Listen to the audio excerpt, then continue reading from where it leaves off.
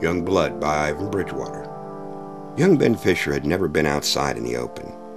He had never seen the sun except in videos. He hoped that just once before he died, he would get to see the sun. He would be 20 years old the next day, but he was just plain tired of life. All he'd ever done for 20 years seemed to be eat, exercise, work on his books, and make his donations. He could sleep for 8 hours a day, but he hated it. They made him sleep. They couldn't drug him, so they used the pain stick. He had nightmares about the pain stick. They touched it to his body and he screamed every time. For 20 years they had forced him to sleep and eat. The pain stick had been a good persuader. He had soon learned to do what they told him to.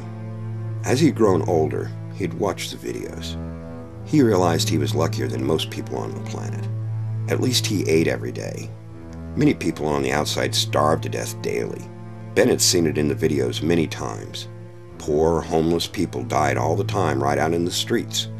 It was horrible outside. The air was poisoned. You could actually see the air in the videos. The pictures show huge clouds of smoke billowing from the smokestacks of factories. People wore little white masks because of the horrible air quality. Ben was happy to be inside. He just wished he could go outside for 10 minutes and really see the sun. It was his sleep cycle. He laid there waiting for sleep to come, but as usual, it seemed elusive. Ben tried to think about his books. He kept the books of the dead. His books were filled with the deaths of people. Despite that, he felt it gave him a sense of security. He was doing just fine. His name wasn't in the book. He had survived another day. That was all that mattered. Suddenly, Ben awoke. He realized it was morning. He'd fallen asleep and it was morning. It was his birthday. Oh boy, what a thrill. There would be a small piece of cake with his dinner. It was the same every year. A small piece of chocolate cake and a glass of milk. It was his big treat. As he got dressed, the young man heard a tap at the door. He opened it to find Mr. Tass standing there waiting for him. Feeling confused, the boy said, "It's not my work cycle for 10 minutes. I'm sure I'm not late, sir." Old Mr. Tass smiled at Ben. He said, "It's your birthday today. I've come to take you up to street level. It's your big day. You're in for a big surprise. Let's get going." Ben stood thinking about what Mr. Task had said.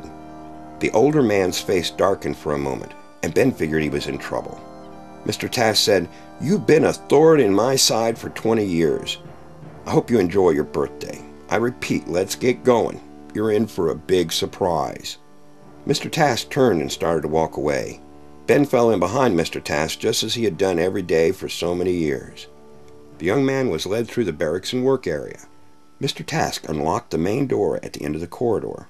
For the first time in his life, young Ben Fisher stepped through the door and was no longer at home. There was a long corridor and then a guard sitting at a desk behind a sheet of glass. The guard had a gun on. Ben had never seen a real gun, just the ones in the videos he watched. He realized he was staring at the man when the guard started to laugh at him. Mr. Task yelled, "Move along, boy!" just as he had done a million other times. Ben truly felt out of his element now. He had never been here before, and the entire place was fascinating to him. After walking for a few more minutes, the two men came to a blank wall. As the wall opened, Ben jumped back. He suddenly realized it was an elevator. It finally sank in that Mr. Task wanted him to get in the thing. An extremely frightened young man slowly stepped into the elevator.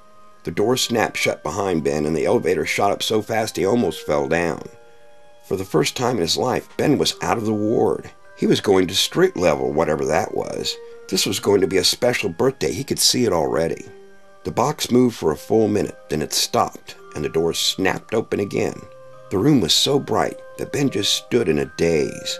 He covered his eyes, but the light still hurt. It was like it burned through his hand. Slowly the light subsided. It seemed like a long time, but it was probably just seconds before Ben's eyes adjusted. He heard a voice say, "Won't you please join us, Mr. Fisher?" Blinking his eyes and struggling to see, Ben stepped out of the elevator. Taking a few tentative steps forward, Ben could see that the room he was in was huge. One whole wall was made up of windows, and sunlight was streaming in. The young man realized he could see the sun. He was amazed and started to stare.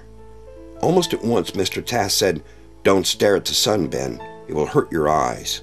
Young Ben averted his eyes at once. He had read the books.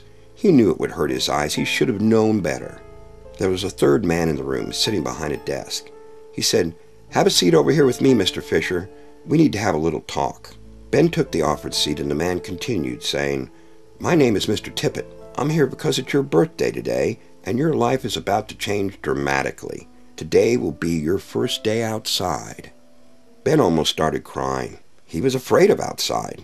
He wanted to see outside, but he had no real desire to go outside. The panic must have shown in his face because Mr. Task promptly said, "It isn't like what you think, Ben. It's a nice place. You're going to love it." Mr. Tippett said, "You are very rich, Ben. You have a nice home waiting for you to move in. You're going to be very happy." It was a lot for Ben to take in as he sat there. He blurted out, "I don't understand. I don't own a home. I've never left the ward." Both Mr. Tippett and Mr. Task smiled broadly at the comment. Mr. Tippett said, "Here's your severance package." He slid a box toward Ben across the table. Then he said, "You will be able to stay for a week and reassociate yourself. There will be a lot for you to learn, but you will catch on quick. Your test scores show you are very smart." Ben opened the small box and found car keys, house keys, a credit card, and bank book. He sat there trying to grasp what was happening. He asked, "This all belongs to me?" Mr. Task said, "You have been paid for 20 years of service to the needs of humanity. You are a special person, Ben. You're a donor." Ben sat there totally befuddled. "What do you mean, a donor?"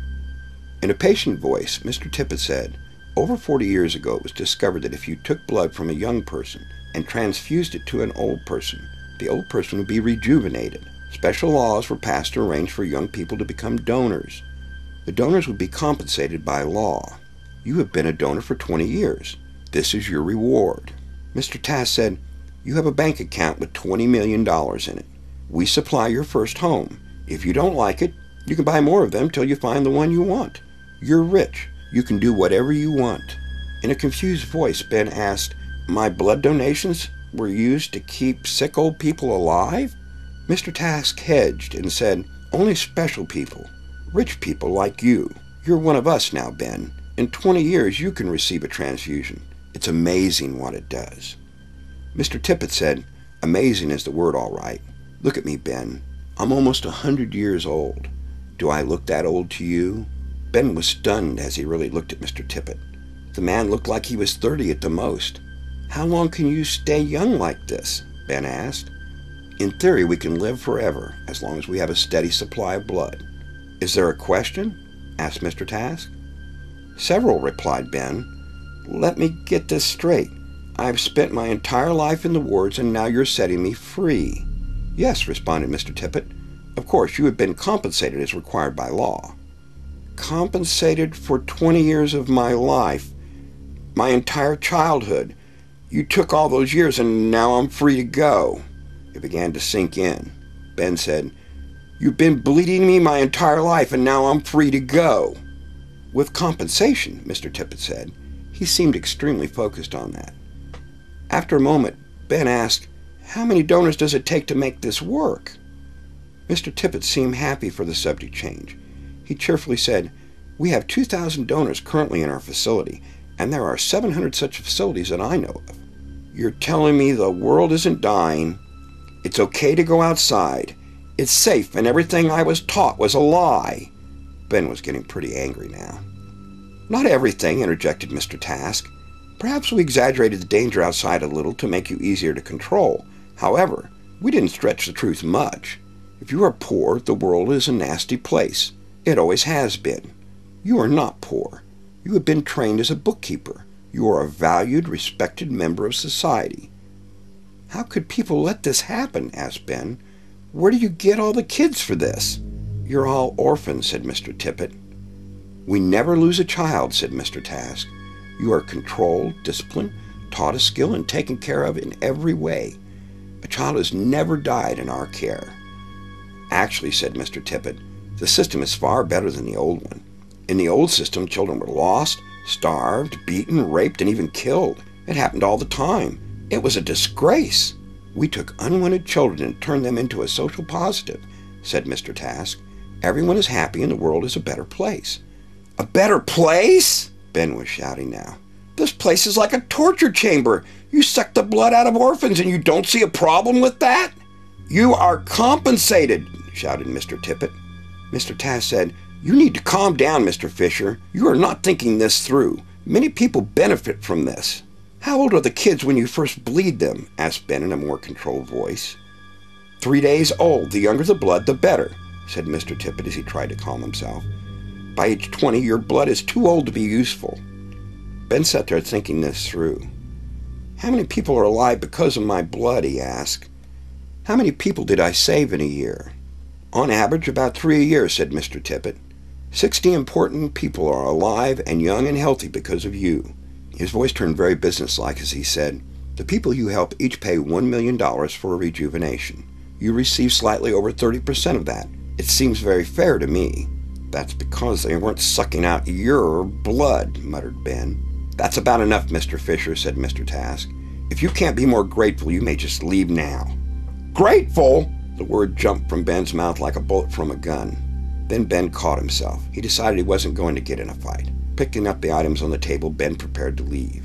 Mr. Tippet said, "You need to sign this receipt for your compensation." He pushed a sheet of paper and a pen over to Ben. Glancing down, Ben saw that the receipt was a legal form talking about compensation for services rendered. Ben signed the form and pushed it back toward Mr. Tippet.